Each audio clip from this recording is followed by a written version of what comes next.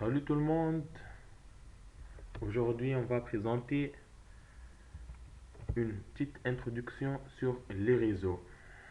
Bon, on va voir premièrement l'introduction, architecture de réseau, les principes des réseaux locaux, normalisation des réseaux locaux, interconnexion des réseaux et on va terminer par une présentation de TCP/IP. C'est quoi l'architecture TCP/IP?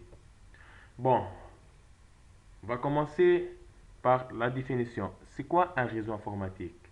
Un réseau informatique est un ensemble d'équipements liés entre eux à travers des voies de communication leur permettant de communiquer. Pourquoi un réseau? Partage des ressources, des données dans un environnement sécurisé. Par exemple, imprimante, logiciel, disque dur. Accès multiple à distance à travers des stations utilisateurs. Intégration, traitement de données. Bureautique, accès base de données. Harmonisation du logiciel de l'entreprise. Interconnexion matériel hétérogène. Satisfaction des besoins de communication. Exemple, email, échange d'informations, partage de fichiers. Commande de machine à distance. Il y a bien sûr, lorsqu'on va commander une machine à distance, il y a plusieurs protocoles de cryptage, de sécurisation en général. Passons, c'est quoi un réseau LAN? Local Area Network. Un réseau LAN est un réseau de communication qui réalise l'interconnexion d'un ensemble d'équipements de communication de données dans une zone géographique privée. Exemple, entreprise, dans un hôpital, campus, etc. Fonctionne selon le principe de l'accès multiple. Réseau diffusion. Voici une architecture. Bon, on dit topologie en bus. Comme vous voyez ici, on a des machines sur le réseau qui sont connectées à travers un routeur. C'est un routeur, on dit passerelle, pour que ces machines-là connectent au réseau Internet. On va voir c'est quoi un réseau Internet. On a serveur de données, applications, messagerie, etc. C'est quoi un réseau métropolitain? MAN est un réseau qui interconnecte plusieurs lignes géographiquement proches. Il permet à deux nœuds distants de communiquer comme ils faisant partir d'un même réseau local. Il est formé de commutateurs ou de routeurs interconnectés par des liens ODB. Dans nos jours, avec le fibre optique. On va voir aussi par la suite c'est quoi la différence entre l'Ethernet et le fibre optique et le DB bien sûr.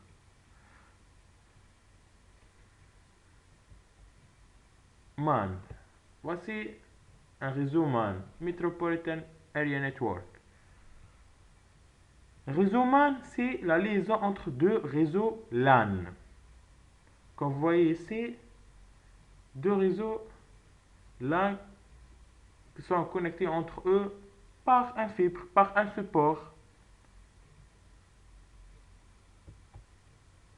Passons à présenter le WAN. C'est quoi le WAN? Wide Area Network. C'est un réseau étendu. WAN est un réseau qui interconnecte plusieurs LAN à travers de grandes distances géographiques.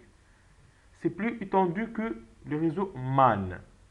Il fonctionne grâce à des routeurs qui permettent de choisir le trajet le plus approprié pour atteindre le nœud du réseau.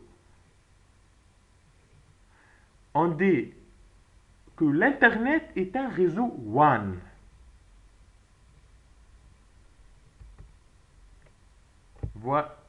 Voilà une architecture WAN.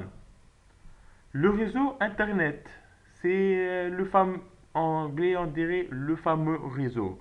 C'est l'Internet. Ce sont des ensembles d'aimants qui sont connectés entre eux, bien sûr par des routeurs, pour faire le routage entre autres. C'est quoi une bande passante? Bon, beaucoup de gens ne savent pas distinguer entre la bande passante et le débit. Le bande passante, c'est bits par seconde et la mesure de la quantité de données pouvant circuler d'un endroit à un autre dans une période de temps donnée. Bits par seconde.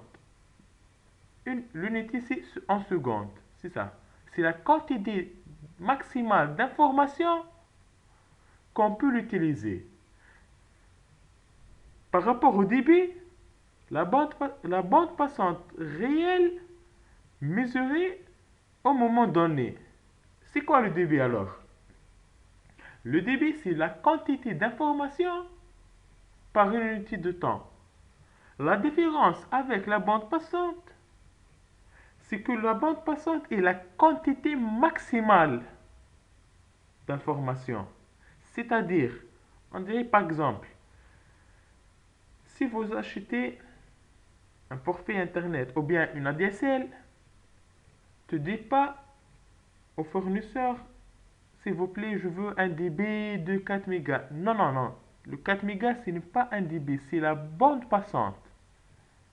C'est ça la différence.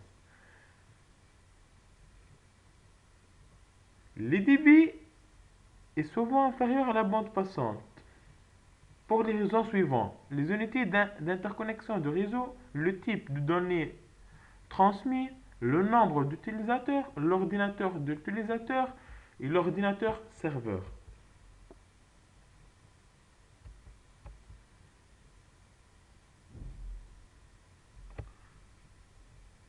On s'arrêtait là pour aujourd'hui. J'espère que vous avez bien compris.